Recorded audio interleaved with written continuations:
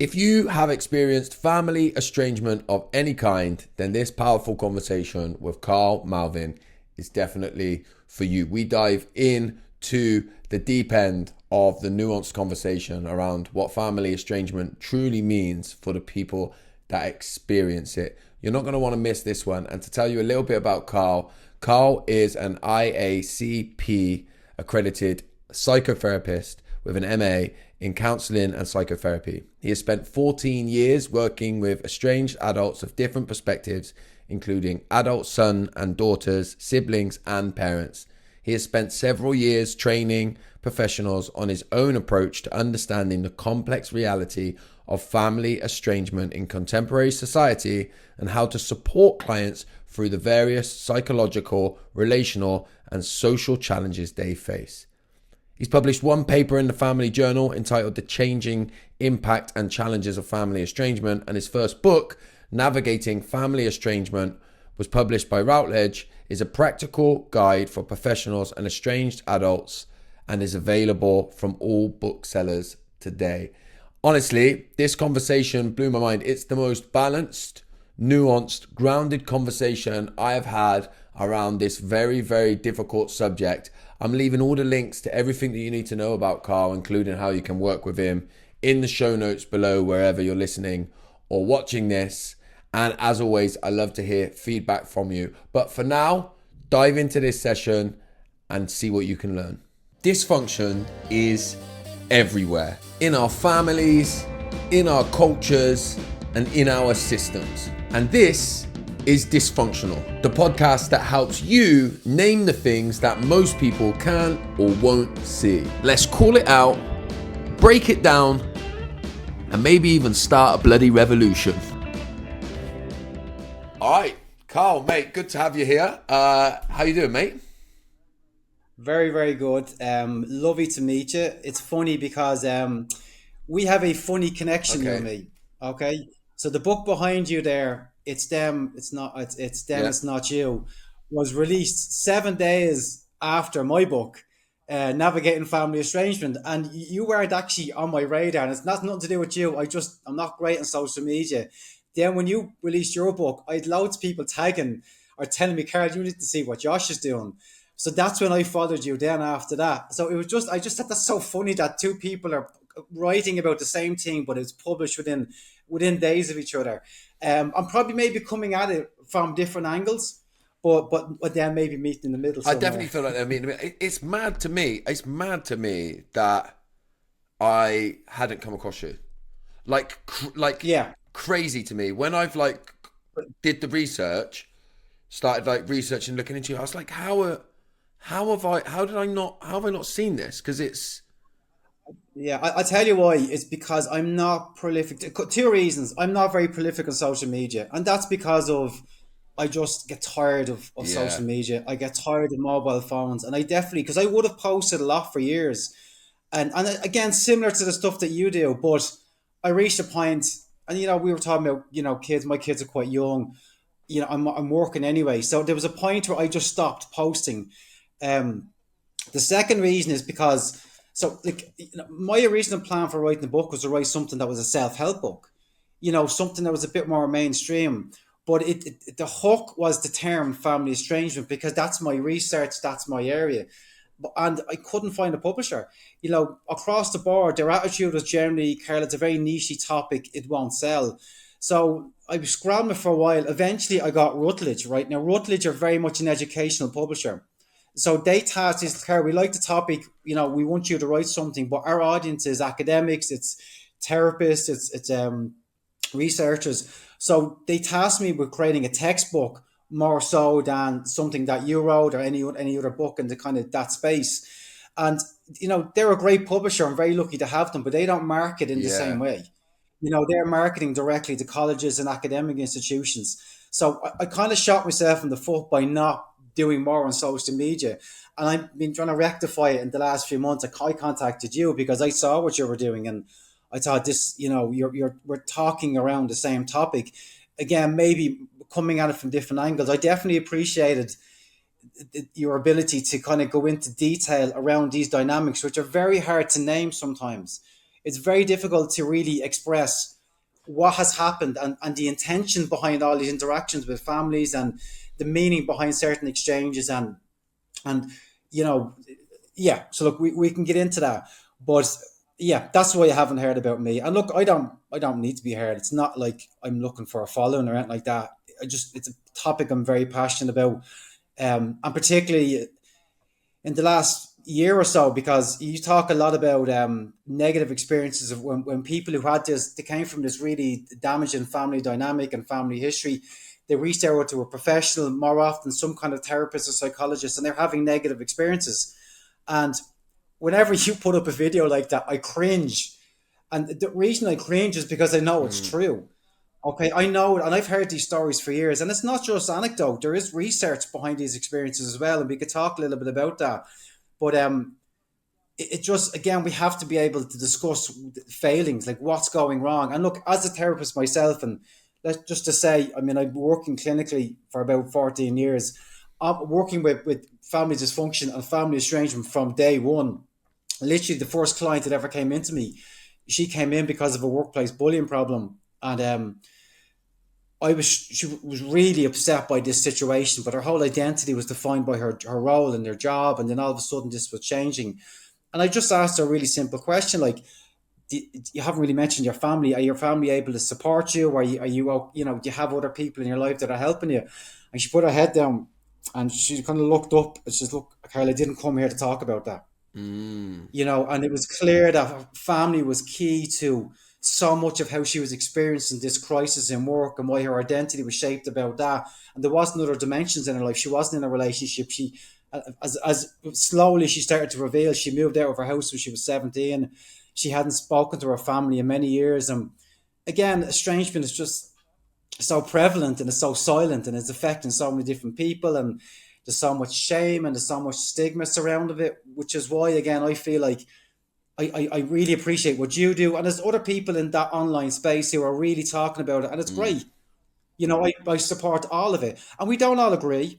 Okay, some people are maybe entrenched in one perspective versus another, and we do have to disagree, and that we have to have the conversation, but it doesn't mean that they're necessarily completely invalid in what they're Yeah. doing.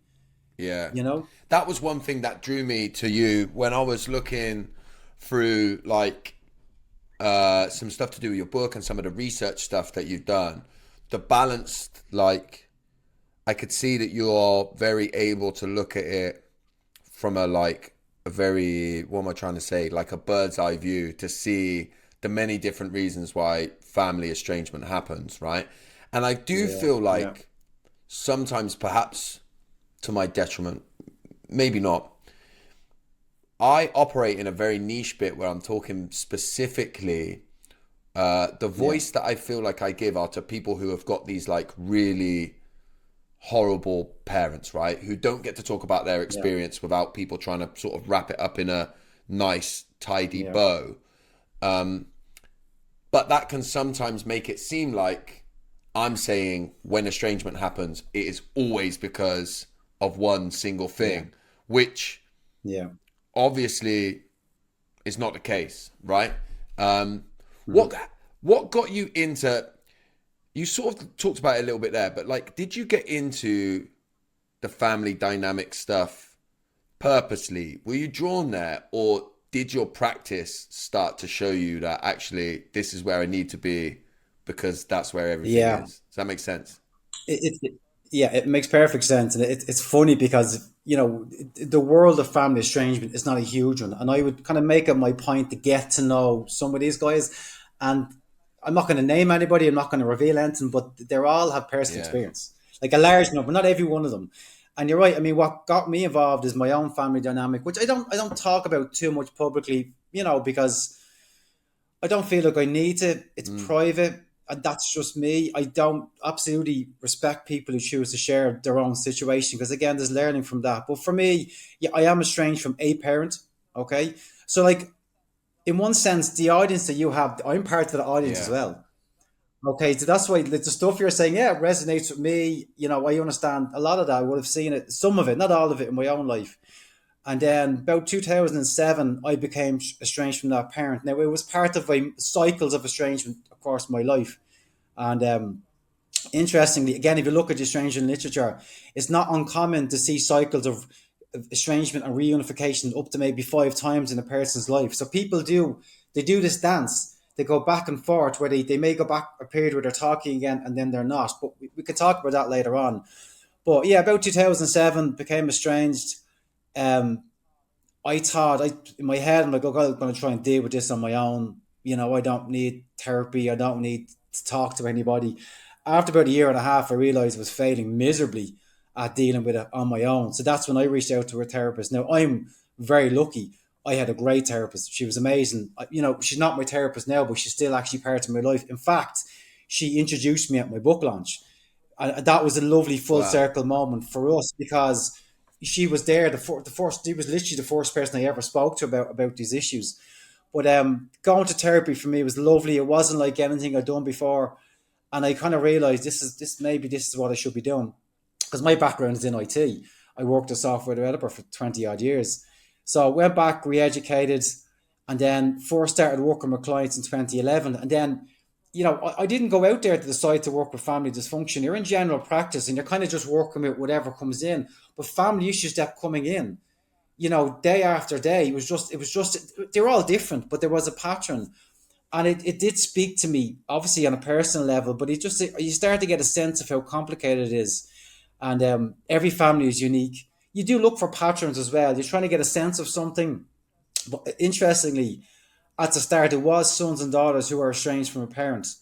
And, more often than not, there was some form of abuse. Now, more often it was emotional abuse. You do have extremes coming in. Don't get me wrong, there's been physical and sexual abuse have come in. And as a result of those, I've had to report those to TUSLA. As a therapist in Ireland, we're mandated. So anything that's happened, even in retrospect, we have to report to the Child Protection Agency. It's not something I have to do often, but it's an ugly, it's a horrible thing. You're not, these are not good stories, Yeah. Josh. These are horrible stuff. But more often than not, it is some form of emotional abuse. But then as the years went by, I didn't even use the term family estrangement. And a lot of people don't hang their hat there. The terms dysfunctional family, toxic family, that resonates with people. And I get that, because it really describes the impact it's having on someone. It wasn't until about 2016 I went back to college. I wanted to do my master's and I had to do a dissertation. And I found this term family estrangement. And I just started to read all the literature. And I was like, it's also familiar to me. Like even though I'm learning stuff, like these case studies and these dynamics, this is what I'm doing. But I kind of gravitated to it because there's now a body of research behind it. There's actual clinical definitions. And with research and with definitions, it means then that, we might, let me step back for a second. Like dysfunctional families and toxic families and the impact they're having, we're talking about like a public health Yeah. crisis here. Like the impact these are having on people.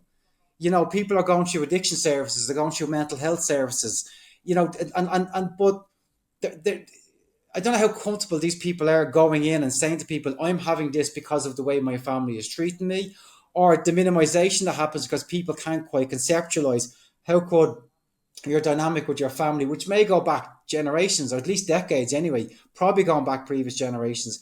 How does that lead to a person experiencing extreme versions of depression, of anxiety, of PTSD, of other mental health disorders, and then addiction, maybe through welfare system, maybe people become homeless, maybe people become, lose their jobs, or they struggle to function in life because of this severed attachment with family. And yet there isn't really an understanding within the healthcare system of what exactly these family dynamics are, how they lead to estrangement, and then how does an estrangement affect a person or a group of people. But with research, we're in a position to maybe affect policy Mm. change. We can actually educate people. We can actually say, look, it's not just subjective experience. It's not just anecdote. There is a body of work there and from that, we may be able to start to affect change. And that's, again, part of the reason why I wrote this book was I wanted to put the research together. Okay, my interpretation of the research, and even I appreciate that even there's a subjective element of that, but couple it with clinical research and put some structure to an understanding of what estrangement is, why it affects people, and more importantly, how do we effectively help people?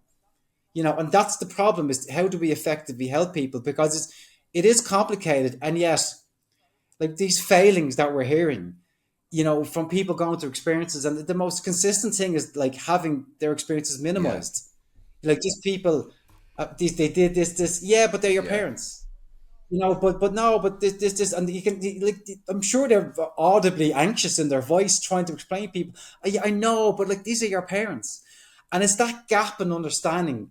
It's just like it so compounds people's pain, and to me, it's really dehumanizing. Now, maybe that's not the intention of the therapist, but they just don't seem to grasp the importance of their role, how they could help somebody if they literally just met them where they are, which we talk about all the time, but they Why, can't do why it. do you think there is, from a clinical perspective? Well, two part of the question to check whether there is first. Is there a kickback clinically to explore this, right? So let me just first say what my sense is as somebody, doing what I do. And I haven't done the research, and this is why I'm asking you, because I feel like you could, you've got some research to back up or kick back against what I say. But I feel so often when I hear of people's struggles, you talked about addiction, homelessness, all of that kind of stuff, right? When I hear it, I feel a sense that so much of that's going to have so much to do with childhood, with Yeah. and even when I look at myself, until I got sober 13 years ago, I said I had a perfect childhood. And when I said I had a perfect Yeah. childhood, it was sort of, I wasn't really lying. That was what I believed to be the truth until all of a sudden I went, wow. And then I saw my childhood and I'm like, it certainly wasn't idyllic, right? But do you feel, so the question is, do you feel there's a kickback clinically from people to look at this as being the issue? And then the second part is, if there is a kickback, why do you think that is? I have some thoughts on it, but I'd be interested to hear Yeah. why you think there is.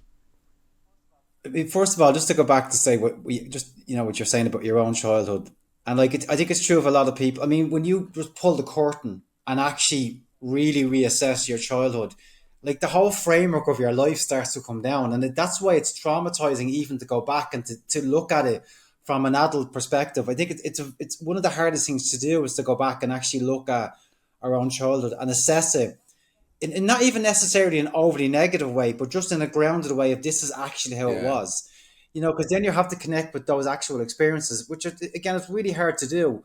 And especially if you're doing it on your own, which maybe you were doing on your own for so Yeah. Do you long. know the hardest You bit for know, me as well was to look at, for me in my case, of how I experienced what my mum did, because my mum's lovely, yeah, she's a lovely lady, yeah, but there were yeah, some failings there that I don't push blame yeah, on her or make her fault, but it was harder to look at in a grounded way the struggles that I went through with my mum, because yeah, with my dad it's like, well, he was an alcoholic, violent, angry, yeah. It's you black can and see white. it, and I Yeah, hung my hat on all of that, by the way, and I was like, that's where yeah. everything comes from, until then I had to shine a light on that other bit that was harder, more complex. Yeah.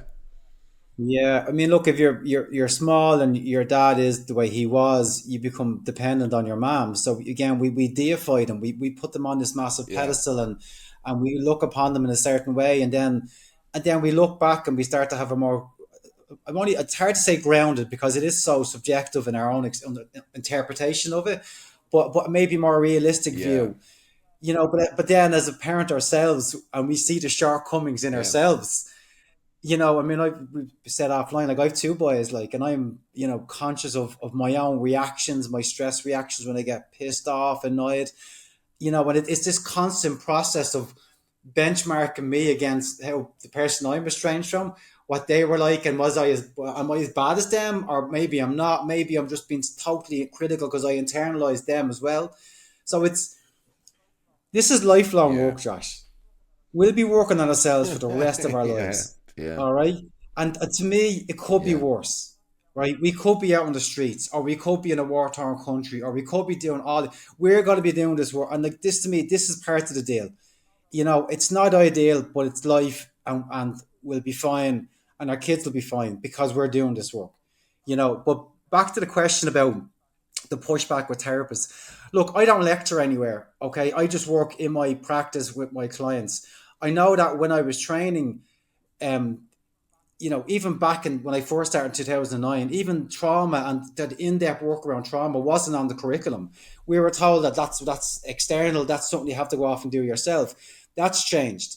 And I know that there's now trauma modules in a lot of contemporary psychotherapy courses, but there certainly wasn't any deep discussion around family dynamics. Now, the nearest you would get would be family systems. But again, that's kind of a theoretical look at processes that happens in families. And, back there was one process called emotional cutoff, which is one of the kind of early pioneers of family systems. A guy called Murray Bone came up, and that was his kind of, he would have spent years looking at families, and he could see a cutoff where people were moving back from their family of origin for a whole range of reasons. But again, it didn't go into, the kind of trappings that we now know as dysfunctional family, the gaslighting and the stonewalling and the smear campaign and, character assassination. I mean, that's not part of the core curriculum. Again, maybe I'm deluded, but part of the reason I was writing the book was trying to act as an introduction to these topics, but actually have it academically backed. So maybe there'll be some grounding there. But again, it takes time to get anything integrated into education. It doesn't happen in weeks or months. Sometimes it's years. But I think on a personal level, look, I'm always conscious when I work as a client. It's like this here. It's you and me. There's no one looking over my shoulder. Like this, and that sometimes worries me. The power that I have. Look, I could be saying anything to you, and there's not. And then obviously I have a clinical supervisor. We all do, but like my supervisor trusts me to tell him what I'm saying. He trusts me to tell the truth, and I do because I know that's part of the deal. And it's what makes it work, So we do operate in silos, and I think, and there's also a hierarchy there. Like people come in and they're incredibly vulnerable, and maybe susceptible to certain ideas as well. You look at someone who has that severed attachment with family, they're probably traumatized or absolutely heartbroken. At the heart of estrangement, I know. Sorry, I'm jumping around a bit, but let me just frame it. At the heart of estrangement is rejection. Okay, somebody feels rejected, and it's a deep, pervasive sense of rejection. And then you're going into a therapist hoping that you can share the situation with them, and they can accept me and accept my situation. And some do. And look, as a therapist myself, I know it's a hard job, and there's some incredible ones. I have friends who are amazing therapists, but there's some who bring with them their own subjective experience, which leads to a ton of bias. Okay, and that bias prevents them from actually really understanding what the client is going through. And I write about them in the book. So there's a few different biases. One of them is a forgiveness bias. Okay. And their attitude is, well, look, it doesn't matter what your family does. You have to forgive them. And they're trying to rush somebody through a process that could take a lifetime, and they may never reach it, or it just doesn't sit well with what has happened in their life and how they've been treated. And the people that hurt them have never even acknowledged it. Never mind apologize for it. And now this person is saying to them, well, no, you have to forgive because that's what healing is. That creates a huge internal conflict because you have this expert telling us what I should do, but it doesn't align with how I feel. And maybe there's a part of them that wants to forgive. I'd love to, but I can't because it may leave me vulnerable to reconnection. And then I might be walking straight back into what I left in the first place and being hurt again. Another bias is reconciliation bias, where you must reconnect, you must make amends, you must must sort this out. But again, maybe reconciliation doesn't match up with their experience. Maybe I didn't do anything wrong, or I don't feel like I've done anything wrong, or maybe I made mistakes, and I want to reconnect, but they don't want to reconnect with me. And my problem with that is, again, it doesn't match up with what the person has been through. But you're telling someone to reconcile. What if the reconciliation fails? Okay, what if they're devastated that they've reconnected, if they reached out and their family is exactly where they left them? And that's a real common dynamic. Like my clients come to me and they could be watching your YouTube channel, or maybe they're reading self-help books, psychology books, and they're expanding their understanding and their vocabulary, and they're trying to grow. And then they go back to their family. Their family's not reading these books. They're not going to YouTube. They're not watching this stuff. They're exactly where they left them. And they go in and they're quite devastated that the dial has not been moved even a small bit. And again, it's another characteristic of these type of family dynamics where people are so frozen within their own reality and within their own feelings and their own perspectives. And there's no breaking free of that. There's no, they don't have this light bulb moment where they realize, oh God, yeah, I'm at fault here, or my childhood has led me to sing this. They're just really entrenched in it. And again, it's so painful to keep trying to reconnect with a wall. They're just trying to reconnect with a wall. And it's just very hurtful. So, but again, if you just keep telling someone you should reconnect or reconcile, it's just going to cause them more pain. But the flip side is that some people have an estrangement bias, which means that their default is, oh, your family are toxic, just walk away. But they're not like really exploring, have you told your family what they're doing? Have you actually gone in and tried to set a boundary? Have you stood up for yourself? And I can tell you now, like this, I love this job. It's tough, but I love it. But the one thing that I love the most is when I see my clients stand up to their family.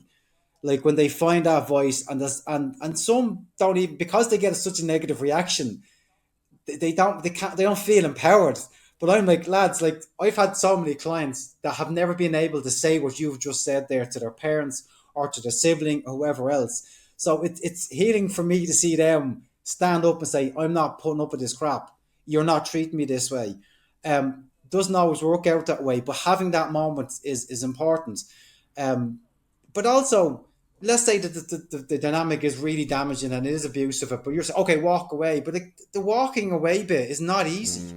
Like walking away, particularly if you don't have support, particularly if it's just you walking away, it creates this complete inner conflict because like one part wants to feel safe and knows, I'm better away, but another part wants to attach and wants to connect because that's a completely primal, natural response inside of our bodies. Again, it creates this tennis match inside of us, and someone's telling us to walk away. Oh yeah, I will. But they're my family, and I love them. And even in the worst families, there's happy memories, there's good experiences. There could be moments of joy, maybe even warmth, and they'll draw you back in. And then you got Christmas, and then there's nostalgia. And they go, will I send them a present? Will I send them a card? Maybe something's changed. So they reconnect, and then maybe nothing's changed. Maybe the present's sent back. Maybe the card is never delivered. Maybe they give a knowledge branch and they get something nasty in return. Or maybe nothing happens. Okay, maybe there's no response. Or maybe they even reconnect the family for that Christmas visit. They go in and nothing happens. There's no big row. There's no big exchange. And then they pull back to the way it was. And then they're devastated because there's just no change. It's just we're exactly where we left it. I want to get into that. I want to get into that because one of the things that I get leveled at me a lot is the whole when people leave, if people do have to cut ties, go no contact, become estranged. Like it's not, a lot of people say, it's the easy way out. If I'm getting kickback from people, you're just pushing people to take the easy way out. I do want to come on to that, but I just want to rewind a little bit. The bit you said about the biases, right? Like the biases towards forgiveness, reconciliation. If we like sort of group them all together at one end, and then group the other end, which is like a bias towards estrangement. Which one do you think, if any? And you might say, I don't know. Do you feel like either of one of those is more common? Because obviously I exist in an echo chamber, right? Now, online, I exist in an echo chamber. There's no two ways about it. I'm hearing one end. What I'm seeing a lot of publicly, so within the press and in the media, is the pushback and the idea that now there are a lot of therapists which are that have estrangement bias and are pushing people to do that, right? So obviously in the chamber that I exist in, I don't see any of that. I only see the opposite one. So do you think one's more common? I don't know. Look, it's a tough thing to gauge. I make a point to go onto social media and look at the comment section all the time. And the reason I do it because I want to, it's a kind of a temperature check, like where are we at in these conversations? And sometimes you do see a lot of balance, like if I contribute to an article and it's about two siblings and they're not talking, or someone is not talking to her mother for a whole range of reasons, I'll go into the comments just to see what people think. And more often people will say, it's very hard to form an opinion based on 2 or 3 paragraphs. There's obviously more to it, but I'm sure it's a really tough situation. I'm like, brilliant, great. You don't know anything. You couldn't possibly have any insight after 4 paragraphs. So don't form an opinion. But it's the other bits. It's the people who seem to have an expert opinion. How could you possibly know after such a small snippet of information? But what they're doing is they're leaning on certain roles. They're not leaning on the dynamic. They're leaning on the traditional values around family and the traditional roles that they see. And what I see is a forgiveness bias. More people say that's your parents, or that's your sibling, and blood is thicker than water, and blah blah blah. And so it's often I've even said it's sinful. And there's the religious element kicking in. It's sinful to not have a relationship with your parents. You shouldn't call yourself a son or a daughter if you're not, if you're the way you're speaking about your parents in this way. So I'm seeing that dimension to it. But let's face it, there's too many voices out there. There's too many places where people are having these discussions. So I'm not going to tell you I'm the expert on what everybody is thinking. But I do see, like, I'm sure there is spaces where, the whole toxic dynamic and you need to get away from it because it's just going to hurt you. And again, a blanket response to a situation instead of just inquiring what's going on. I mean, I don't tell people what to do. I would never tell someone what, because they don't need me. Like your family better than I will ever know your family. And that's true of every one of my clients. Like, they know their family. Okay, they're confused. Okay, and my job is to connect with it deeply how it's affected them. At the same time, there's challenges that come with these dynamics. For example, Christmas. Do I visit? Do I not visit? And I would have like a toolkit and like, okay, you might try this, you might try that. How do we prep for that Christmas visit? That could be months ahead of time. How do we, I call it pre and post visit stabilization, because you're trying to stabilize their nervous system, but also walk in with a bit of a plan. How am I going to manage this dynamic? Or they're going to say this, they're going to say that. How do I not get drawn into an old rail? And part of that is going in with an agenda, having an exit strategy, bringing a buffer if they can. The buffer is a partner, maybe. Okay, sometimes the buffer is the kids. And by that, like, no, you just focus on the kids and they're playing and just not get involved in conversation. Kids are often used as an exit strategy as well. Oh, I have to go, something like Home Alone's on TV at 4:00. The kids have been saying all day they want to watch it. So there's a practical aspect of this that is useful, but sometimes I just throw all that stuff away. And it's just trying to connect with how they really feel about it, and that anxiety and the real rawness that comes with it. And like, working with me is not easy, because it's not easy work and there's no bullshit. And we're not talking about the weather. We're not talking about football. We're really getting to the essence of it. Now, what is useful is having a social media presence, because now people have watched you for a while and they feel like they know you. And like, whereas in the past, they would have had to spend weeks, maybe even months, building trust and trying to giving them some context to me. They're literally from day one. They're like, I want to talk to Karl about my family. And like, you can see they're on edge. Like, they're quite hyper vigilant. They're quite dysregulated because they want to get into it. But that's actually really good, because I can work with that dysregulation. We can resource people through that. Even just before we even talk, let's just sit with what's happening. And I know you're obviously a big advocate for breath work. I've been doing breathing exercise for years, but that's you're introducing them into something practical that they can actually use when they go away. It's like anything, even breathing exercises, like, you can't just show it to them once. They actually, sometimes you have to reintroduce the same strategy over and over and over until they can actually internalize it and practice it and develop it themselves, and it becomes their own. Yeah. But there's that aspect to it as well. But it's a lot of raw work with this, and I say to my own clients all the time, like, every time you're with me, this is now a nothing day. You're doing nothing else today. And your partner has to be on board. Your partner has to know what you're doing if they're in a relationship, which is another problem, because of their family history, they really struggle to find that right person, or they're drawn to the wrong person because that's what they've been taught. And we become colorblind. Red flags look purple, blue, and green, and every other color, and not red. Yeah. And all of a sudden they're realizing that. Where do you think it is, like, say, a hangover from religion? Do you think it is like tradition? Because one of the biggest, like, the most polarizing thing, and even from people that like support the work that I do, because I'm like you, right? People ask me all the time, should I go no contact? And I'm like, I will never tell anyone they should or shouldn't, right? Whenever people ask me, what do you think I should do? I will always help them unpack. I'll go, here's what I can see that you've got. Now you need to make a decision with that, right? Because we know that every situation is different, right? But the biggest polarization I see is around this forgiveness piece, right? And what fascinates me the most, I think, in that is, look, some people can forgive, some people reach it, some people don't. Whatever you think about it, but there are some people who cannot let somebody not forgive. Like they really, if you say, no, even if you say to them, it's cool that you forgive. I think it's great that you forgive. And I think it's a nice place to reach if you do, but not everyone has to. Some people are like, systematically will not differ from you. You cannot and will not heal if you don't forgive. What's your opinion on that? Yeah, I mean, when you look at, well, I'm Irish and was raised a Christian, and like you look at the tenets of Christianity, one of the core parts of it is self-sacrifice, and then you have estrangement, which seems to be the opposite of self-sacrifice. You know, it does create a conflict where if people do have really strong beliefs, and you're meant to put others first and put family first, and all of a sudden you've met this other person who their experience and situation completely contradicts those values. And then it leads to this friction and people telling you what you should and shouldn't do. And that's a problem across the planet. And it's not necessarily even religion.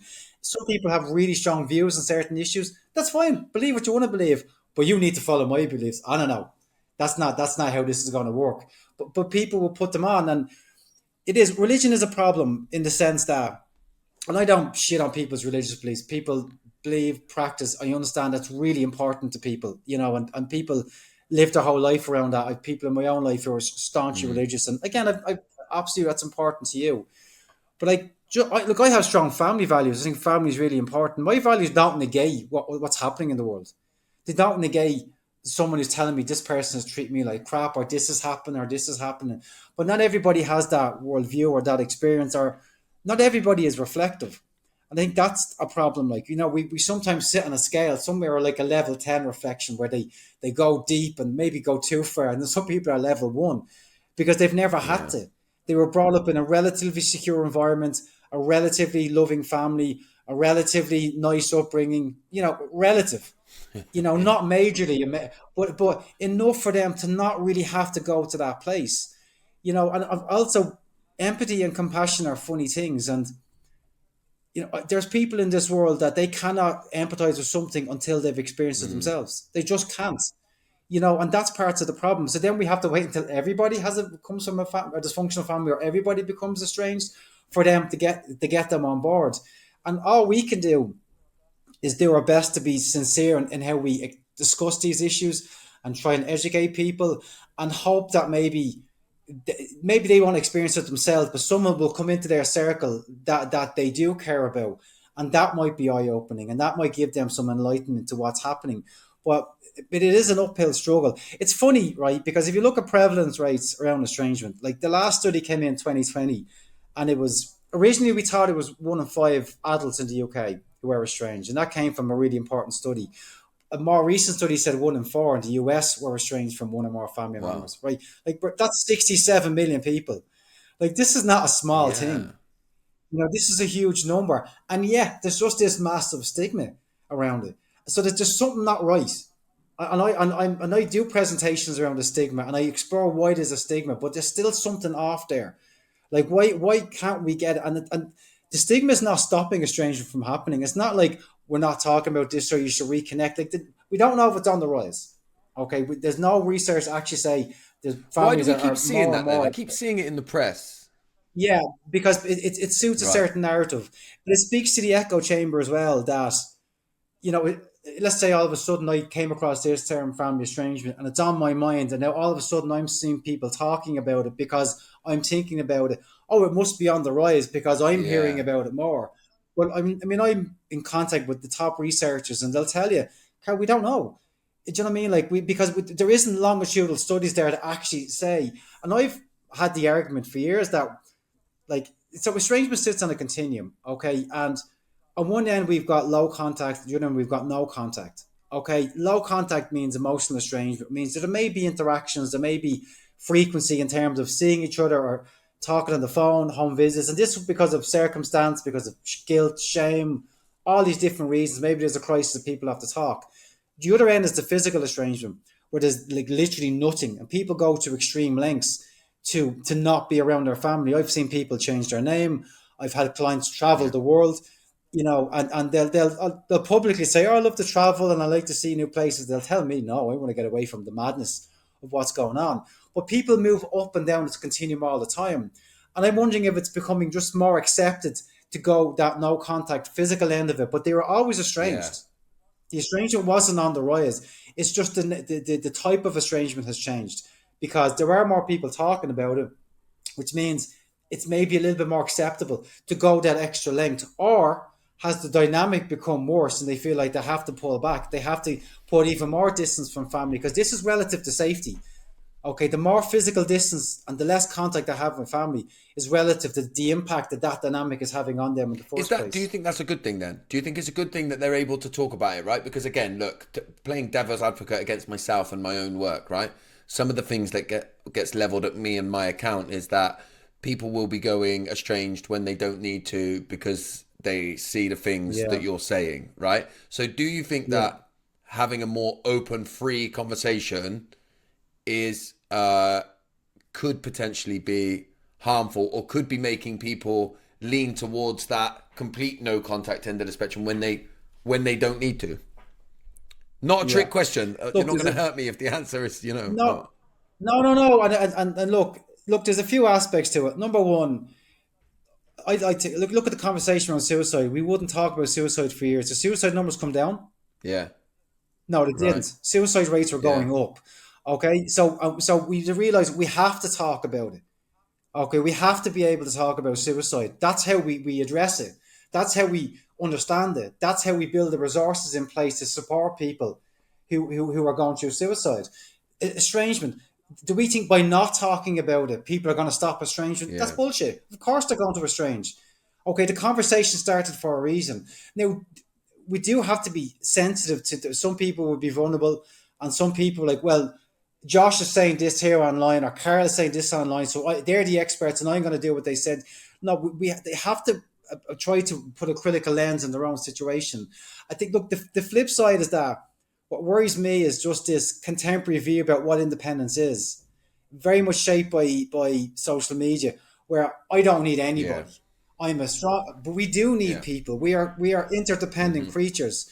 It's just okay. We appreciate these needs weren't met here, and you're trying to find a healthier means of getting those needs met over here. But to do a blanket, I don't need these people. I don't need family. That's not great yeah, either.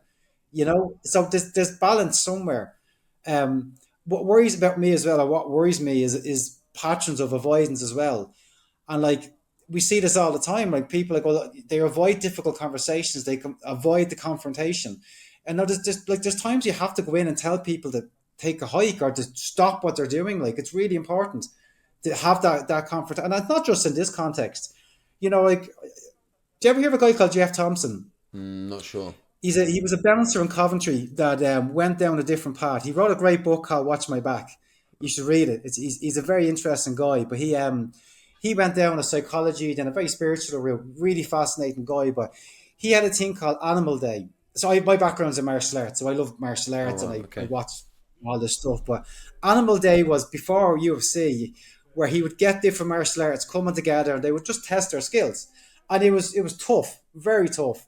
And it was a proven ground for people to prove, can I actually defend myself? Can I make my martial art work? But he moved away from all the violence completely. And he realized that Animal Day wasn't stepping into a ring. Animal Day is going into the neighbor and telling them to turn the radio mm, off. Animal Day is going up to your boss and saying to them, stop treating me this way, or I deserve a pay rise. Animal Day is going up to a partner and saying, like, I need you to support me.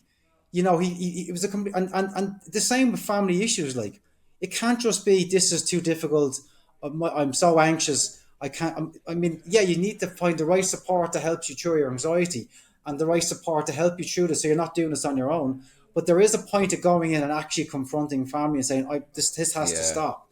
And if they've done that and they've, even the experience of being rejected and people minimizing and having gone in very willfully with a strong agenda, understanding what I'm doing here, if it doesn't work out, the experience of doing their best will carry them for the rest of their lives, knowing that I tried, and I did go in there and I did try to stand up for myself, and it was possibly one of the hardest things I've ever done in my life, and it does change people in a really positive way. Okay, they're still devastated that their family isn't there, but they might tap into that strength that they weren't able to in the past because their family just kept disempowering them, kept putting them down, kept minimizing them, kept mocking them even when they try to stand up for yeah. And themselves. that's, you know what, when I'm like not confrontation, but when I'm clear and direct when I talk online, one of the things that I'm kicking back against, and I think, look, a lot of this is driven by my own personal experience, is that the most freeing thing for me was when I was allowed to say my truth and it was just met with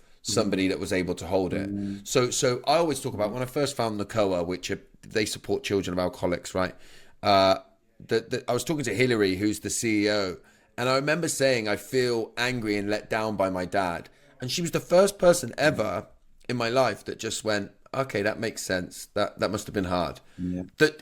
And I remember so vividly waiting when she finished that sentence, waiting for her to then go, but he didn't mean it and it wasn't his fault. And for her to do that kind of wrapping it up in a nice bow thing. And it was so freeing to finally hear my experience just heard and not changed. Yeah. And I do feel like not just the kind of wellness healing space online, but I do think that if we're not careful, the whole mental health conversation goes down this route of it's still just a way to make everybody feel comfortable rather than how do we have these proper difficult conversations, right? How do people feel empowered to say their truth and then have that truth seen and then navigate it in whatever ways possible? But so much out there is, I think, is offering the opposite. Yeah. Just to say, like, I mean, I follow you on LinkedIn, and I love watching your interactions with people on LinkedIn. Like, you don't back down. And I see you and particularly around addiction and alcohol use. I've seen some of those exchanges as well, and it's funny because they happen again, maybe a week or two, like the same conversation with the same people. But I'm like, look, I get it. Like, it's a passionate topic. It's so, and it's very real, and we have to be able to disagree.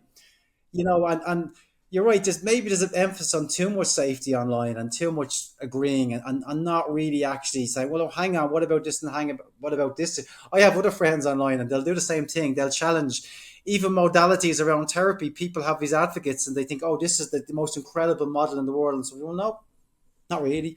This person has this experience and that person that experience, and they don't like that degree of criticism. But I go, why? What? But if you believe it, and why are you so upset by somebody else questioning it? And yeah, you're right. It has to be a much more. It doesn't mean we attack each other. We're not throwing slurs at each other, but we're saying, look, in terms of mental health, it's such a divisive topic again for people in terms of both the causes and how it manifests itself and how it then bleeds into society at large in different areas of life. Even with the work that I do around estrangements, my issue is that my clients could be quite depressed because of dynamic and because of the history, and then they became estranged, and then they have to go into work and function every day and perform their job and look after their kids, and they have to do all these other bits and bobs. They're just expected to function, even though they've experienced this traumatic experience, but also huge loss, because their family may never be the same again. They may never have this connection, but they don't get a funeral. There's no rituals. There's no, public grieving. Funerals, sometimes they may feel like they're a waste of time. They're not, because at least everybody can visibly see that this person has experienced this loss, and there's a period of time where people are, well, look, they're grieving, they've gone through this, or people pick up the phone for a month or two after and check in with them, seeing they're okay, and work in public, don't worry about coming to work. If you lost someone to estrangement, you're not getting any of that. Yeah. Yeah, and then even if you say it, here's something to talk about as well. Even if you say it, it's normally people tend to meet the adult child with the assumption that the adult child's not done enough, right? Yeah. So if I say to you, if person A says to person B, if person who's estranged goes into work and says to their boss, look, I'm struggling at the moment because I've had to go no contact. I've become estranged from my mum, right? I would say there is a much higher likelihood that the boss is gonna, if they're gonna give advice, it's gonna be like, well, how do you get back in contact with them? What do you need to do? Where do you think, what do you think drives that? Where do you think that comes from? I think that's a primal thing in terms of what family means to each person. And like, if you were to describe an abuse that someone experienced with a parent to someone who hasn't experienced that, and they have a loving parent, it will make them feel so uncomfortable. The very notion that somebody could do that, And I think it speaks to just that. it feels wrong to people, especially if they come from a reasonably, I keep using that reasonable because we have to be grounded here, a reasonable family. It just makes them feel so uncomfortable that no, you need to reconnect to make me feel better about Yeah. me. As part of our job is that we're comfortable with uncomfortable. Nothing is not. We're not saying we're superhuman. And of course, things affect us, but part of the job is embracing uncomfortableness. But the general public and particularly in the workplace, I mean, why do people, different offices, people come in to earn money to maybe progress their career? That they're not there to deal with family issues, and for some are amazing. Some just have a natural intuition, instinct, and they're great. Others just I don't want to hear about this. I just want to get the work done, or I don't care. Some people don't care. Workplace is full of narcissism. Narcissists often thrive in different organizations. I'm not saying that's always the case, but so there is reasons why it will make people feel so uncomfortable that they will just gravitate towards one outcome because it will make them feel more comfortable about Yeah. themselves. And so within your practice and in the research that you do, again, this is like, I don't expect you to give a definitive, this is the answer to that question. But what do you think is the most common reason that estrangement happens between an adult child and a parent? Oh, emotional abuse, but then the problem then is that's a really broad Yeah. statement. We have to dig deeper into what does emotional abuse look like? What does it feel like? And why is it perpetrated? And at the heart, when I have a client come to me and it's a son and daughter, like their parents simply cannot see this person in front of me. They can't see their humanity. They can't see their value. They can't see their worth. They can't see how hurt they are. There's a blindness. And often that parent may be fine with other sons and daughters. So I have a client at the moment and she's estranged from her whole family. But she has brothers and she's the only daughter and they're fine with the sons. It's her they have a problem with. And she's incredibly strong. She's a lovely person. She's been through the works. But the mother cannot connect with this girl in whatever reason. And then you start to ask, well, what was her connection with her mother like? Awful, you know? But then none of us, like you, me, we've had troubles with maybe one parent or maybe both or whatnot. We're working on ourselves. Like we're addressing it. We're having these difficult. Why did this parent not? So then we start looking at is it a generational thing in terms of did they come from a generation where there was no reflection? You weren't being tasked with looking at yourself. Was the standard of parenting different then than it is now? Was the education different than it is now? Were the conversations different versus now? So is it purely a generational problem that came from a time when therapy? We're not going to therapy. There wasn't therapy available. It came from a time where people weren't having these conversations where people just push stuff under the carpet. But if we reach a point, there's no more carpet left. It's now making its way into healthcare systems, into addiction services, into everything, mental health services. But there was a point where it was normalized to not address these issues, and now we're at a new normal where it's like no, what normal is actually having these conversations. Even I'll drop my kids off to the creche, and I loved the banter between the parents. It's just like, oh yeah, they were awake at 5 this morning, or and they all look knackered, and we all look Yeah. knackered, but there's just this. We love our kids, and it's not giving out about the kids. It's just this silent kind of knowingness. Yeah, it's Yeah. tough, but we're able to have that Yeah. conversation, or even just a nod. But it's a different time, and we do have to acknowledge where they came from. These parents, not excusing what they did, not justifying it, the abuse in any way, shape, or form. And it is disappointing that even now they refuse to go back and look at it. But you're asking them to now address a level of shame that they've probably carried for Yeah. decades. And let's face it, someone in their 70s, are they changing? Even in their 60s, are they realistically going to change? Look how much work you've done. Look how much work I've done. Decades of work. Are they going to do that Yeah. work? Probably not. So I think there's definitely generational gaps. I think and it just influences. There's patterns around what's normal, what's considered okay. Also, the closed door nature of a lot of these dynamics. There was no one really bore witness to, so it was easier to not look at it. It was easier to not Mm. address it.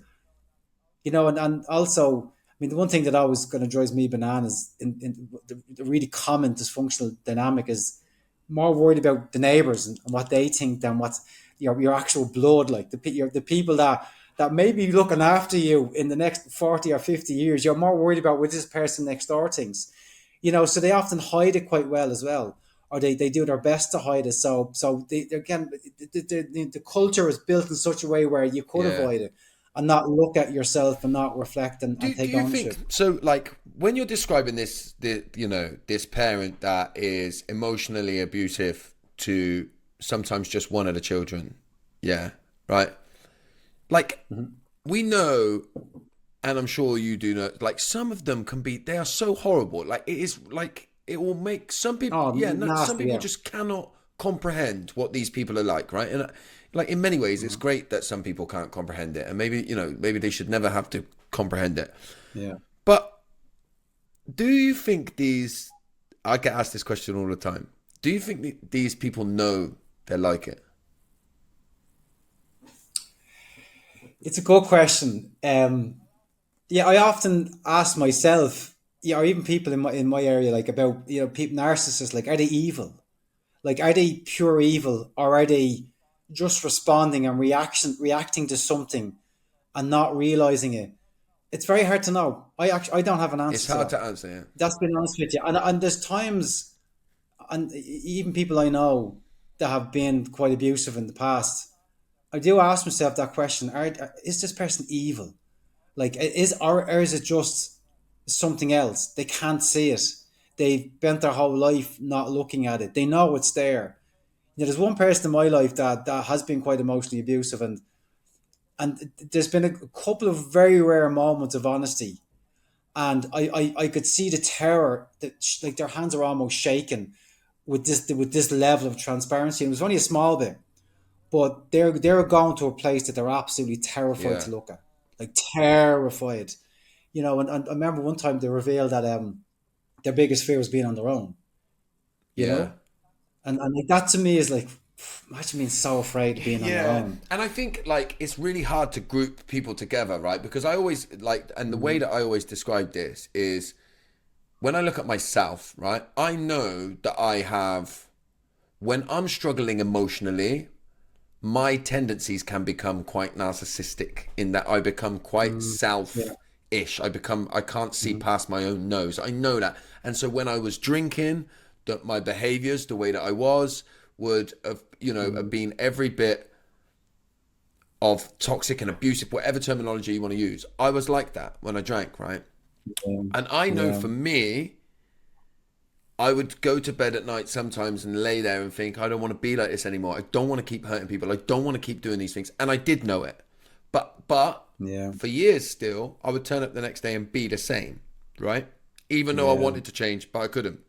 Now, so there's one type of person, yeah, who I needed, actually, I needed a little bit of, I think in order for me to change in the beginning, I needed to hear how bad I was, right? So I think there was Yeah. benefit in that. And then I needed love and compassion. But I also know somebody that's been in my life who, when I look at their behavior, it is very, very difficult for me for me to say to you that they're not evil. Like to just Yeah. not think at their core they will never be anything. Their underlying driver is evil, and when they're nice, it's only to further drive their evil. And I've met people like that, Yeah. right? And like Yeah.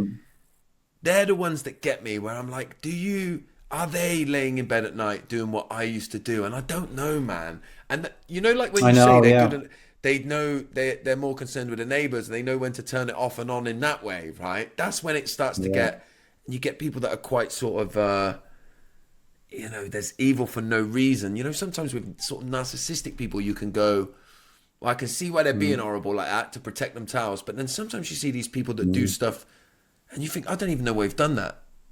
It's just Yeah. horrible. Yeah. Yeah. Sadistic almost. Yeah, I think part of the problem is how does one become a narcissist, and it tends to be a balance of nature versus nurture, and I think some people are born a certain Yeah. way, and they will just have a biological predisposition, And then you couple that with maybe a chaotic upbringing or maybe attachment issues or whatnot, which drives it. So it's hard to know. Just to speak to kind of your own experiences, and look, I do appreciate you sharing everything. Like when you're drinking, obviously that dopogenic response in the brain, it dampens the amygdala. So people reveal all different sides of themselves when they have drink on them, and they will make decisions. And many men and many women have made very poor judgment under the influence of alcohol. Um, but then you go back and you're in bed the next day and you're like, yeah, I'm not going to change. Like, and I think part of that may speak to the apathy that you may have felt in response to your life, and not feeling something, even if you were, people who've been deeply hurt by a parent, one parent, two parents, they could be surrounded by love and not feel it, and it can create this, what's the point? And fuck it. And like, no one cares. And that's not a motivator for change. It's like, it's so important to pull people up in their behavior, because that might be the catalyst. Someone cares enough to tell you, Josh, stop. Like, look what you're doing. I care enough to tell you to stop. But as opposed to what often happens is just kick you out of their life, or they just leave you off, or he knows he should. People do have to be told. And this is why I'm a big advocate for difficult conversations. Have to have it. Can't avoid it all the time. But maybe that was a turning point for you. Maybe you weren't ready. And timing is such a big thing. Even for me, I wasn't ready to do certain things. And then I was ready. There's no timeline. No one tells you when you're ready. You just are, and then it's just repair attempts. But the best repair attempt is doing what you've been doing, which is looking after yourself and not drinking, and then trying to just build this relationship with I know you've got 6 kids. That's 6 individuals, 6 personalities. I don't know how you do it, Josh. I don't know. But nonetheless, but evil and sadisticness, I've seen it. I've crossed paths with people out and about, just so violent, so aggressive. And like, when I have a nice safe distance where I'm not in the crossfire, you're just like, what? Like, look what you're doing. Look at the legacy that you're creating. And they just seem to be so removed from consequence, so removed from, like, the person that you've just done something to someone that may never forget that. They may carry that for the rest of their life. And yet internally, they're just so completely removed from that. I want to talk, if we can, about the process of people that do end up estranged. Like, and we touched on it earlier, and I said it's never the easy way out. Like, some things are framing it's the last it. Some people are framing it as if it's an easy way out. What is that journey like for people? Yeah, so okay, it's very personal. It's different for every person. Let me say that, and I said the word timing there. I always try, the first thing I almost need to get a sense of, a couple of things. Someone comes to me, I need to know where they sit in the continuum. Are they talking to their family already? Have they not spoken to them in years? Because that informs the type of challenges that they face. If someone's talking with their family, they got to interact with them. They're basically still in the heart of that family dynamic. The dysfunction, all the problems, the gaslighting, whatever's going on, it's still happening. They're still living it. So I need to resource them differently than here. Okay, over here, it's a different set of problems. They've made the decision to pull back. So then it's more about, well, why? Like, why did they make that decision? And that's a lot of it is about justification and trying to make sense of the decision, make sense of the dynamic, because they're fearful they might get pulled back in. But the next question is almost, how long has this been going on for? Because most of my clients, they find me after years, not after months. It took them a good period of time before they were ready to talk about it. And we have to respect time and all of this. I mean, even with the study I did, one person, I was putting out like ads for people for interviews, and one woman said, Karl, like, if you had put this out 2 years ago, I never would have put myself forward. So it took her 2 years to feel ready to talk about it.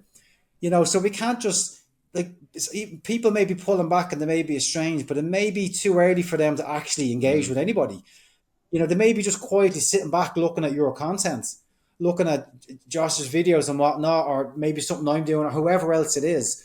And they're just toying with the idea of, this is where they're at and this is their situation. That makes sense. There's going to be a joining the dots for a while before they're ready to talk about it. Then they come in and they might talk about it, and then it's trying to get a sense of where they're at. Are they still talking? But what do they want and what do they need? Okay, and everyone's needs are different and everyone's ideal outcomes. And often people come to me with an idea in their head, this is what I want from Carl, but we end up working on something else completely. You know, I've a woman coming in and she's estranged from her one of her daughters, and like she doesn't know how to talk about this publicly. How do I tell people that my daughter doesn't want to talk about it? And that she came to me thinking Carl's going to help her with that.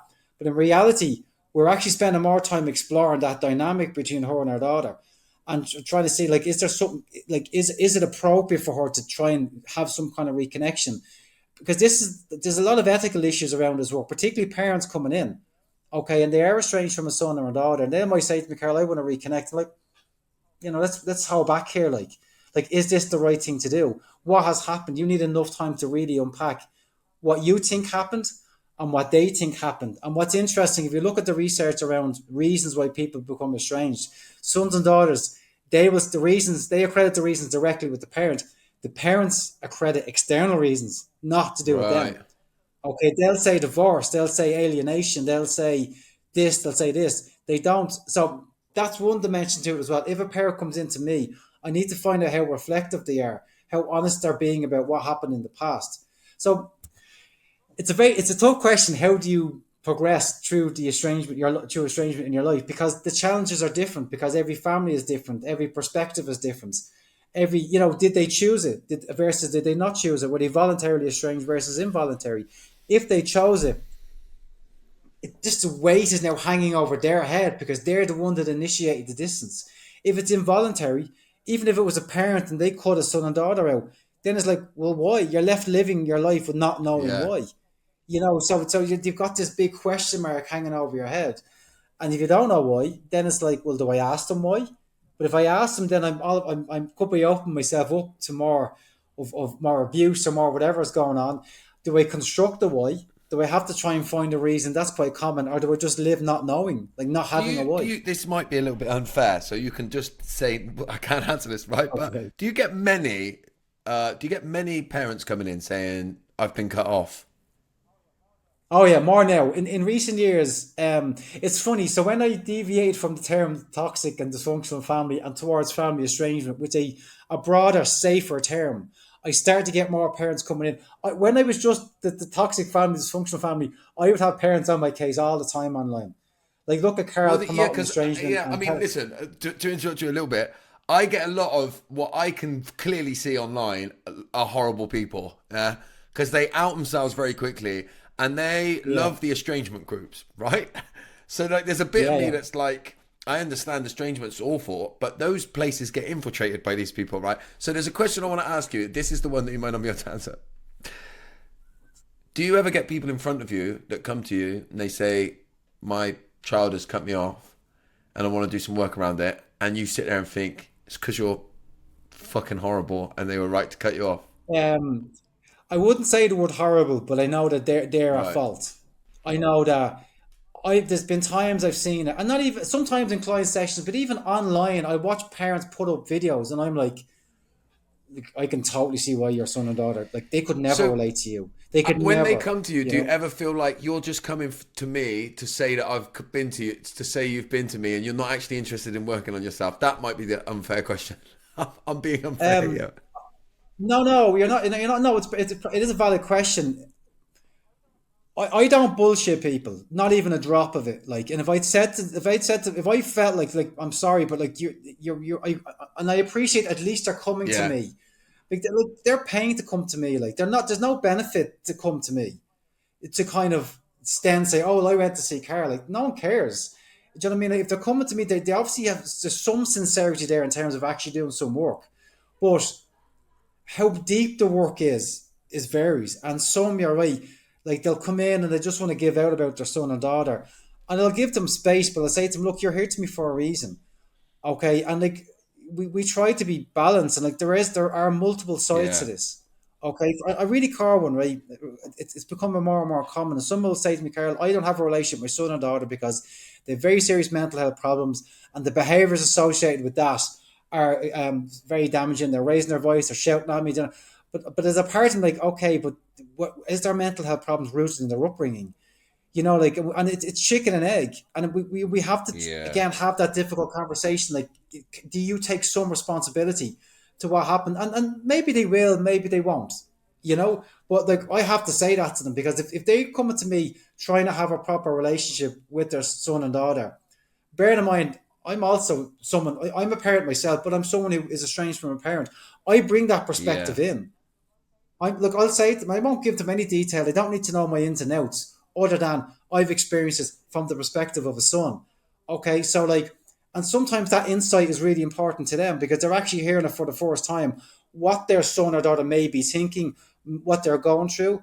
I mean, I find with parents in particular, they don't realize how big they are emotionally. Their presence is big, like their impact is quite big. A remark, a word, a gesture, like to them and me, like might feel like nothing. To their sons and daughters, it's like, because we regress and we go back to that vulnerable state Mm. ourselves. Their actions matter, and sometimes they need to be told that, because maybe the parent feels disempowered because the son and daughter, as an effort to empower themselves, have cut off.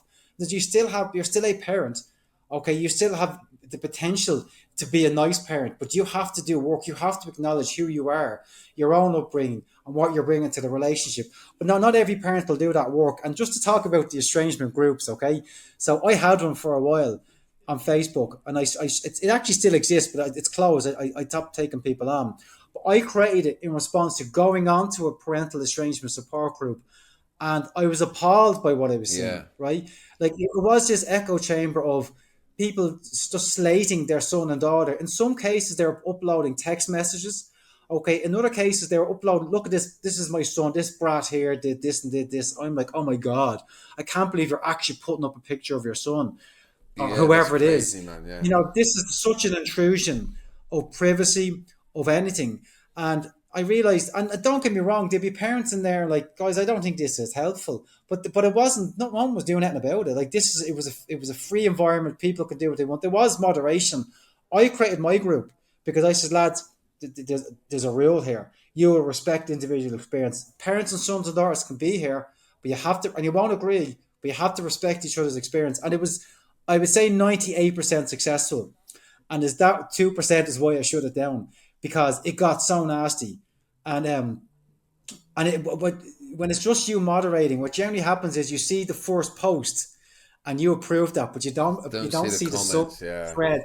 And there was rows that were embedded in threads. And like I remember at the time my first son was like 2, and my wife was pregnant with number 2.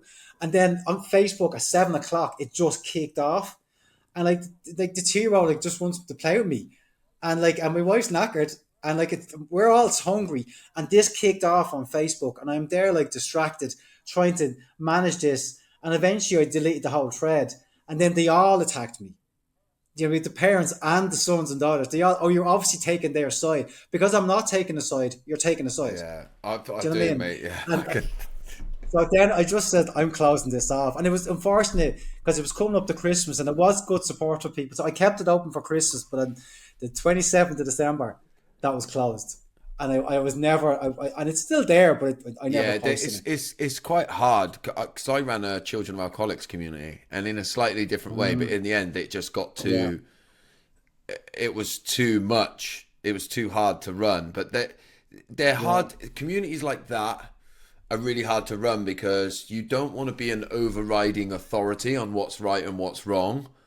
But then at yeah, some point, you have to have an opinion on what's right and what's wrong because you've got to try and moderate, and yeah, it just gets tricky as fuck. And I guess that's why conversations like this are like so hard for people to navigate. It's so hard to talk about publicly because I even see it on, and sometimes on my posts, I get a bit. Someone will come in and they'll do a bit of an opposing view, and I'll just think they sent like your view is fairly balanced, but it ain't the right place to do it because you're coming in with a load of yeah, emotionally charged people that are at this end of the yeah. spectrum.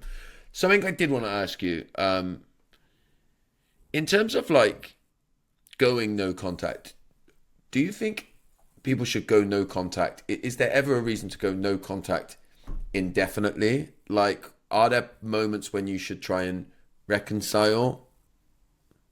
But this is the really good point. Okay, and again, I make this all the time in terms of like people are looking for this Yeah. finality.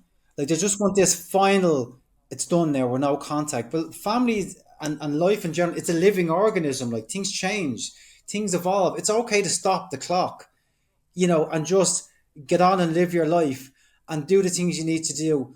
And maybe things will change and maybe things won't. But to me it's about making sure that there's a framework there in their life to have support, to have the resources, to have the education, to have some sense of purpose for their life, where it's not just all hanging on the estrangement. And then things may change in a year, in a month, in 10 years, who knows. But again, because it's such a heavy situation weighing down on them, and they just want it done. They want the decision made. They want to move on. But life isn't that black and white. It's quite grey. But again, I have seen people reconcile. I had one client, and her parents were horrible to her, and she wasn't from Ireland, but she was living here. But she yearned to go home, and she wrote them a letter, and for whatever reason, and I don't understand, but they were able to read it from where it came from. Okay, and they rang her up and they cried down the phone and they says, we're genuinely so sorry the way we treated Wow. you. We didn't do great, but we thought you were fine. And they didn't realize how not fine she was, you know? And she moved back and her life is completely different now. Now, that's an exception, Josh. That's not the norm. Yeah. Okay. I have other clients who, their parents are literally on their deathbed and they went in to try and have that moment and the parent turned on them. Days from dying, the parent's still at them, still giving them a hard time, still locked into a view. So it's like, again, there's no black and white. To me, it's more about the support they have in place, making sure that the framework is there, that they can move forward with their Yeah. life, and know that there's cushions to fall back on. They have relationships, they have friends. Like, don't walk into a situation and thinking they might reconcile, and then it being a horrible experience, and then going home on their Yeah. own and not having anyone there. I mean, that kind of post visit, or where they debrief and just discuss it and having plans and just having other aspects of their life. The analogy of a pizza slice is often used, where you have to decide how big of a slice your pizza is going to have, or how much slices, and then there's other slices represent other dimensions of your life, your family, your friends, your hobbies, your goals, your kids, holidays. And again, really try to construct in their head their life and how they want it to be. And then that might give them something to strive for. Sometimes they realize, Jesus, my family is taking up majority of this pizza slice. And even just a visual aid might help them, might get them to draw it out, stick it on the wall to remind themselves of how much of a dominant presence their Yeah. family is. And that might prompt them to change. So, and look, you get it yourself. Like, it's working with people. This is a great work because it's very creative work. Everyone is different. Some people are more Yeah. visual. Some people are more somatic. Some people love the deep cognitive conversation, getting it deep into terminology and concepts, and it's just finding what lines up with each And is that person. what you do with people? Do you help them like find like frameworks and resources so that they feel resourceful to navigate whatever it is, whether it's low contact, no contact at the moment, estranged, whatever it may be? Is that's exactly what you do, is it? I mean, there's generally two things happening. There's the kind of day-to-day reality of what it's like to be estranged, and then there's deeper, how has this deeply affected them as a human being, and how do they grow despite it. And part of that is the practical challenges, like what they're dealing with now, but also moving forward, like what about a year from now, 2 years from now. And a big part of that, like one thing I'm always interested about. Well, number one, like, men don't talk about this as much as women. Okay, and like, even look at, I'd argue, like, your post and look at the comments, probably more women than men. 85% And my audience, yeah, women. and are you telling me men are not affected Yeah. by this? That's Yeah. bullshit. They absolutely are. But it's the same in the research, same in the literature. It's male heavy, or sorry, female heavy. There's not as much male participation. In fact, I got one dude. I couldn't believe he even showed up. I literally, and it was a whole different energy with him compared to the four ladies I interviewed for that study. But men are affected, but they're not talking about it. And I think that speaks to a few different things, particularly, like, there seems to be a stronger responsibility on women to maintain social ties more than men. And I think for that reason, they feel the estrangement, maybe they feel the family problems, or feel like it's on them to repair or to get it right. Maybe the men feel the responsibilities on them. I'm not saying that's real for every man, but that might be something. But also, how men accredit their problems. I've had men come into me who are depressed and anxious, and we could be working for months, and they'll turn around and say, "Oh yeah, I haven't spoken to my mom in 2 years." I'm like, you don't think that's an issue? Mm, You don't think that's a contributing factor to your mental health? Whereas I will have women come in and say, "Carl, I don't have a relationship with such and such, and it's really taking its toll on my mental health." So I don't know if it speaks to a degree of awareness, reflection, maybe a degree of emotional maturity, maybe a comfortableness with the impact. You know all about men not being comfortable when we're vulnerable, and I love what you've done with the Uncommon Man movement. Like, it's just that maybe they're not, they're just not, they've been conditioned. I mean, that might go back to their parents, back to their estrangement, back to that family dynamic, and maybe they were judged, maybe they were harshly criticized, and maybe not even family, maybe friends. Young boys can be terrible on each other. As you get older, it may not be any better either. People are judgmental, they're critical, they just pick on people. So, maybe men have been conditioned to bottle up more than yeah. women. And as a result, we don't reach out for support. Maybe we fool ourselves into thinking that we can do it on our own. Maybe we watch too many films. I used to love Clint Eastwood, the Italian Yeah. westerns. He'd ride into town on his own. I used to love that. Think, look how cool he was. Now, as a man looking back, I think he must have been so Yeah. lonely. He was grief stricken. He was devastated. He's probably an empty shell. He probably could take on all these towns and all these villains because there was no purpose to Mm. live. So we might as well just take out all these other people. So I think that the Lone Ranger, it's a very attractive maybe to men, but the reality of it is very Yeah, different. and I do think the Lone Ranger gets attractive to people that go on the journey of whatever you want to call it, healing, self-discovery, and all that sort of stuff. I always say that Yeah, I really embraced the fact that I resonate so strongly with a lot of the introverted traits, but then I also realized that somewhere down the line, I was using being introverted as an excuse to not have to interact with people, because when I interact with yeah, people, that's when all my shit comes out and I have to navigate it. So it's just comfortable to yeah, be, I flip between the two of them things. yeah. But then, you cannot beat the bond of having a good conversation with someone and opening up, and they're in a similar Oh, place to definitely, man. you, and it's just the chemical change. I don't get out as much as I used to now because of family and work and all the rest. I see my mates, but there's a few people I reach out to, and we have these conversations. And I'll be walking home at 1 o'clock in the morning. You swear I was taking drugs. I'm so chemically alive because we just had this incredible, deep conversation. You're not looking at the clock. You don't care about time, and like we need more of Yeah. that. And particularly post COVID as well, where there Yeah, wasn't that. yeah.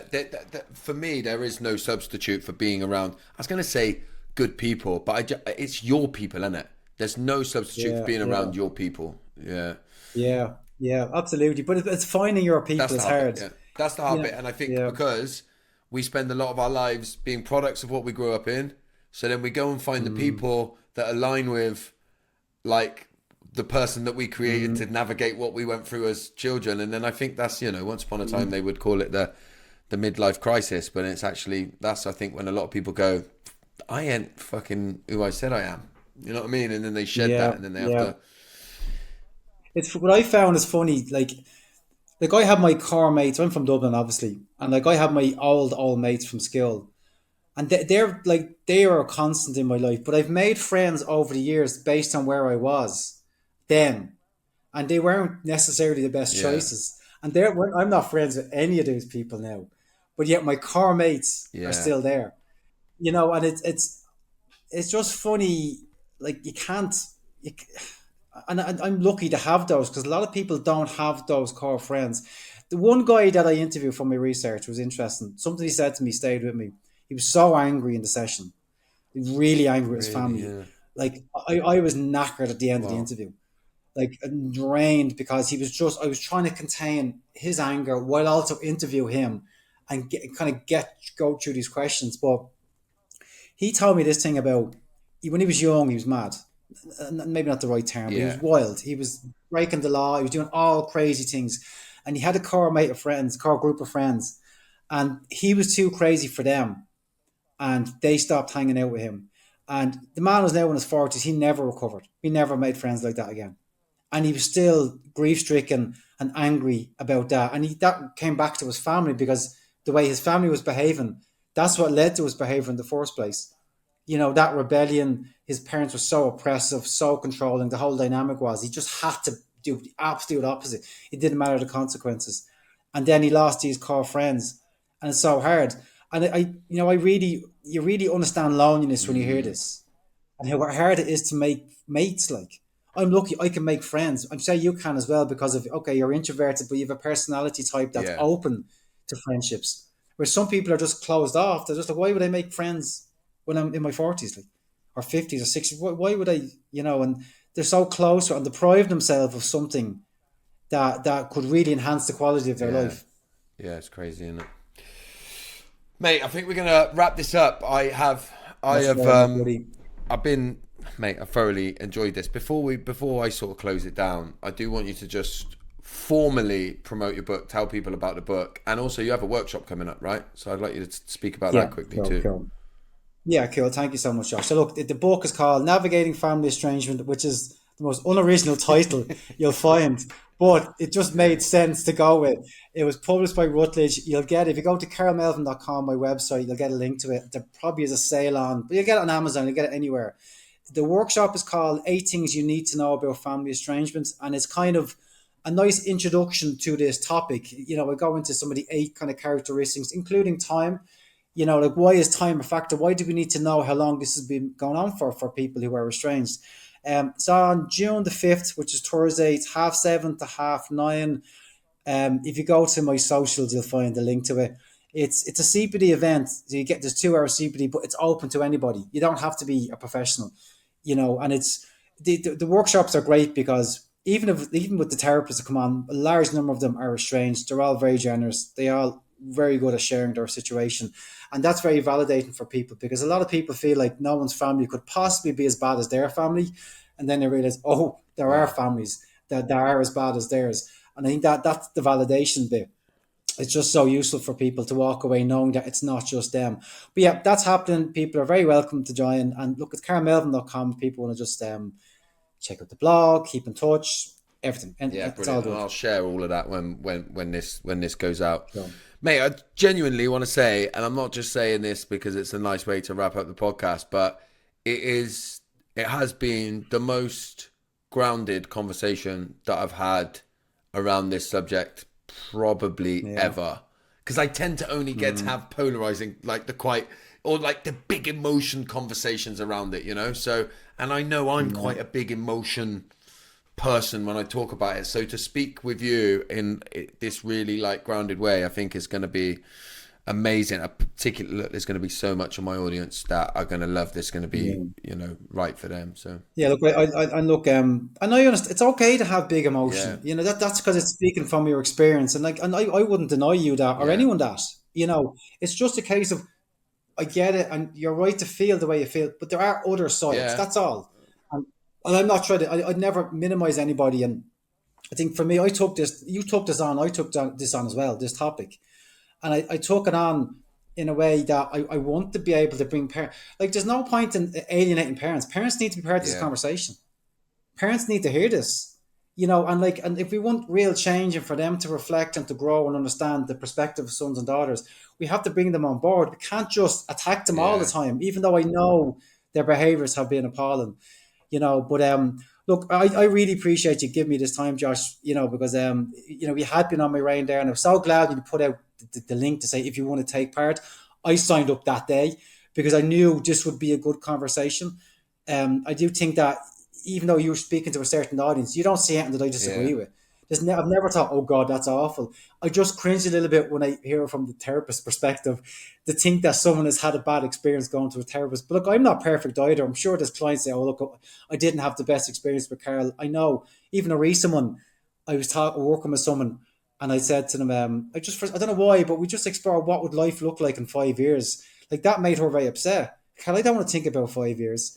Now I was able to repair it. I'm really sorry. I'm not trying to upset you. We're just exploring life going forward and we're fine. There's no issues with the therapy. But I'm saying we do make mistakes. It's not, none of us are perfect. I'm trying my best and I would hope others are trying their best. And I'm sure there are. There's some, I don't know why they're doing this job. But I'm not taking responsibility for them. I would just hope that they they do understand that it is complicated. You know, even the video you put up, I'm going to leave us on this. The video you put up, that guy saying run for the hills. When if someone has these deep attachment wounds, I mean, like, that's awful.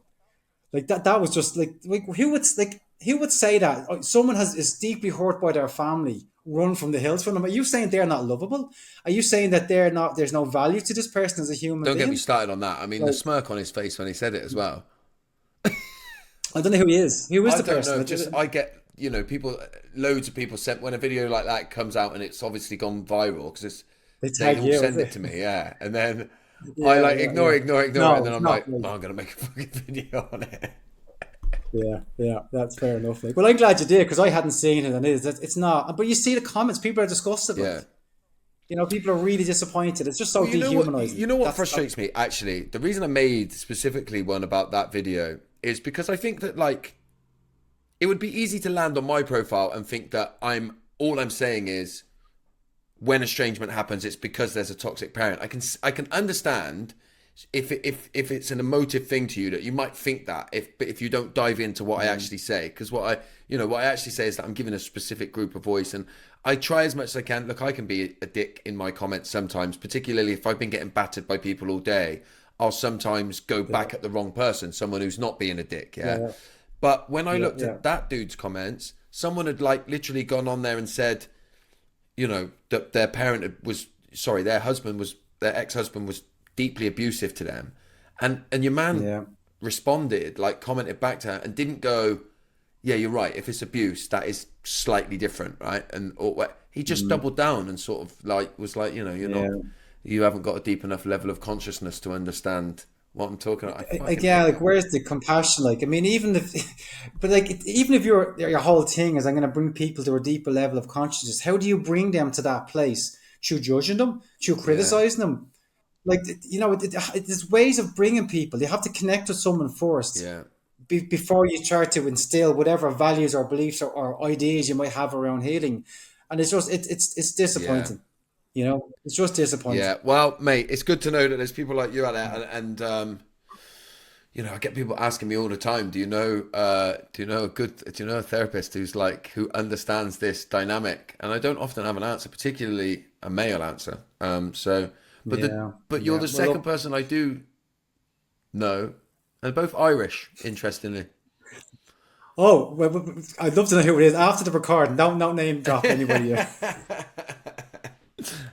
Oh no, you can name drop them unless they want to keep their name anonymous. They're a therapist, would they?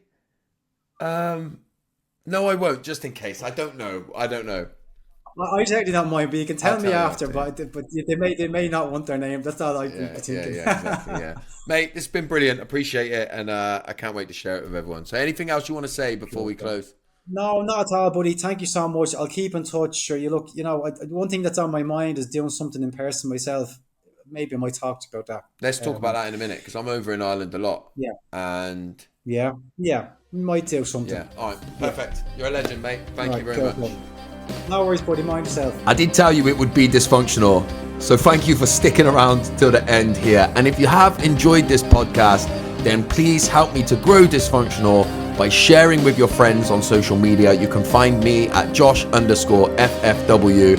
And then wherever you're listening to this or watching this, please make sure that you've liked and subscribed, left us a 5-star review and a comment if your platform allows it. And I'll see you on the next one.